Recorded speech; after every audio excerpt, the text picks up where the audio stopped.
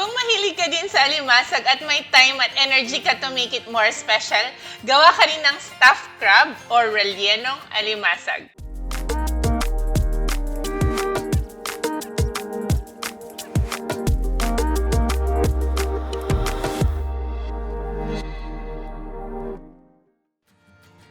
I must say na hindi ito ang klase ng ulam na lulutuin natin on a regular day. Masarap, pero compared sa ibang luto ng crab, kailangan nating medyo paghirapan to. Ang magandang part nito is madali na tong kainin ng pamilya dahil hindi na kailangan himayin. We just need to do a bit of hard work sa pag-prepare. Marami akong kakilala na mahilig kumain ng crab, pero hindi masyadong natutuwa sa part ng paghihimay. Anyway, so gagamit ako ng 4 na pirasong alimasag na nahugasan na ng mabuti. Lalagyan lang natin ng enough na tubig para pakuluan.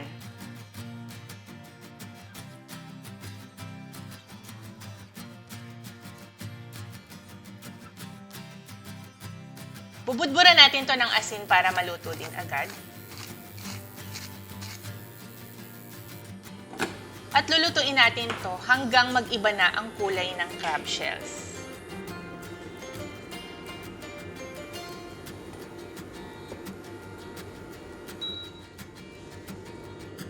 Pagluto na, itatabi lang natin to at palalamigin bago himayin.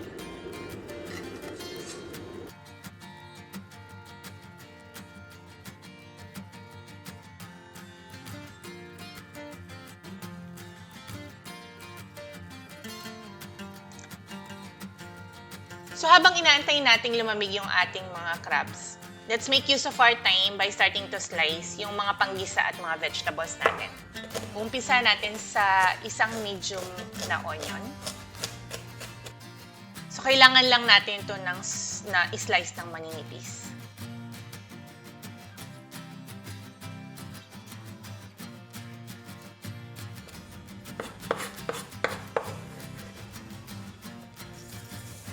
Kakailanganin din natin ng 3 botel ng bawang. So pupukpukin lang natin ito at i-slice din ng maliliit.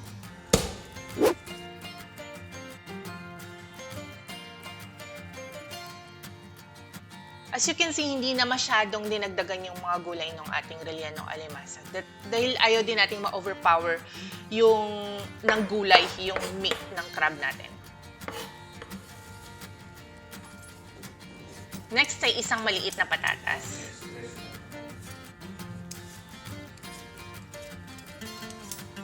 So, babalatan lang natin to and i-slice the same way that we sliced yung ating sibuyas at bawang.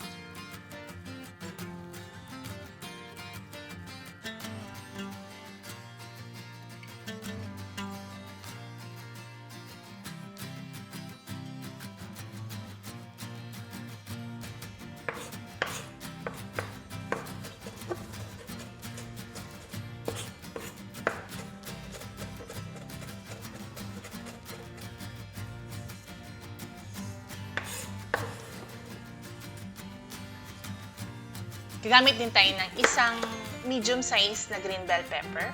Tatanggalin lang natin yung buto. And again, hihiwain ng maliliit, the same size as the others.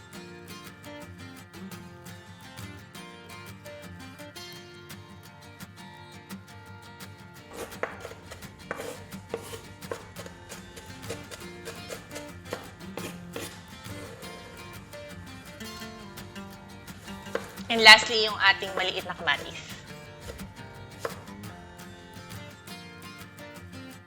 Again, hihiwain ng maliliit.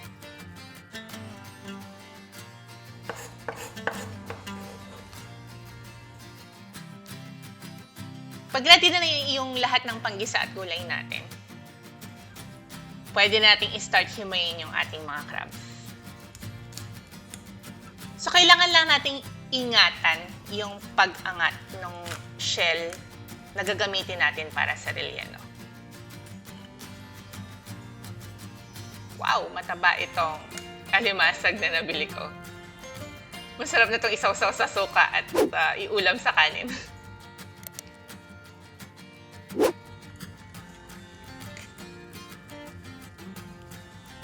So So, kukunin lang natin as much meat as we can.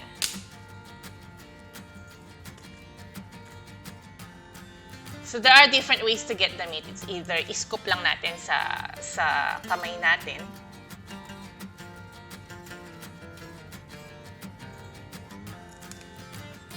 Making sure na masisimot natin every single piece of meat ng crab. Kasi sayang, di ba?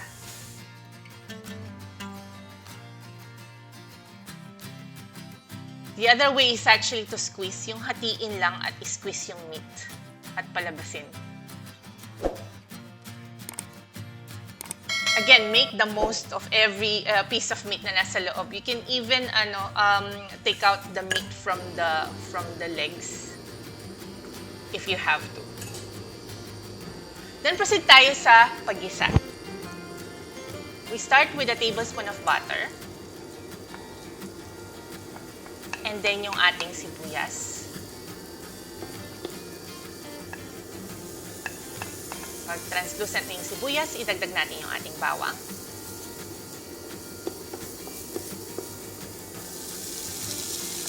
Patatas.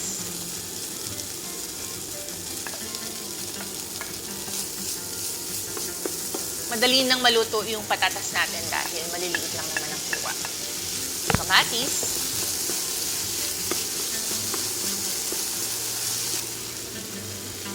And then ihalo na natin yung crab meat.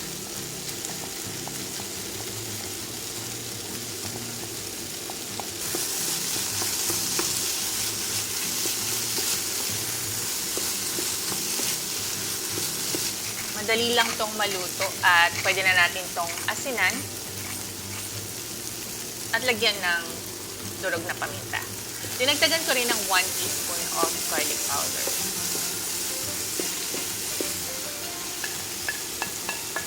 And then ihuhuli natin yung ating bell pepper.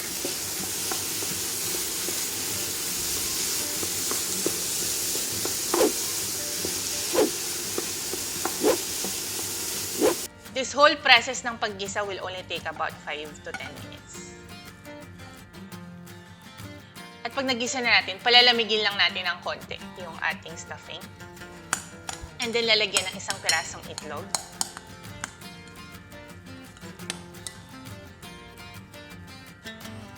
And 1/2 cup of breadcrumbs.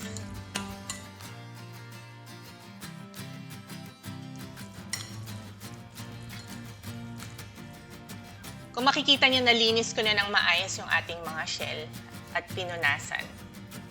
And then we can start stuffing them with the meat. We can stuff them as much filling as possible.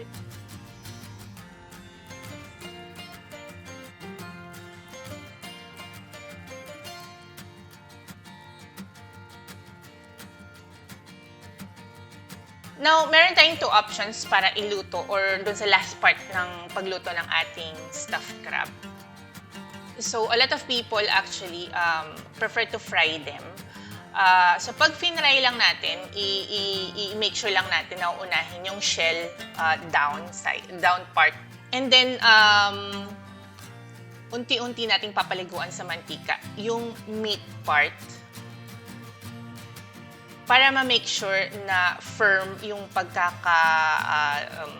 parang tikit ng ating filling dun sa shell at hindi malaglag sa mantika by the time na ibaligtad pag pinrito. And then the second option is obviously to bake it, which I will do at this time. The disadvantage ng baking is it will take more time compared sa pagprito. Pero mas madali in a way na hindi na tayo worried na baligtarin. And of course, it's a little healthier without using extra oil. So, ipaprepare ko lang on a baking sheet yung ating 4 na pirasong stuffed crabs. And na-preheat ko na yung oven for 200 degrees. And I will just bake this for 20 to 30 minutes.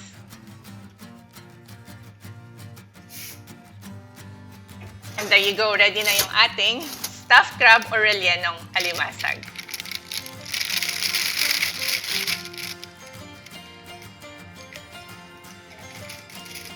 Masarap tong kainin with a squeeze of lemon. At syempre masarap tong ulamin sa kanin.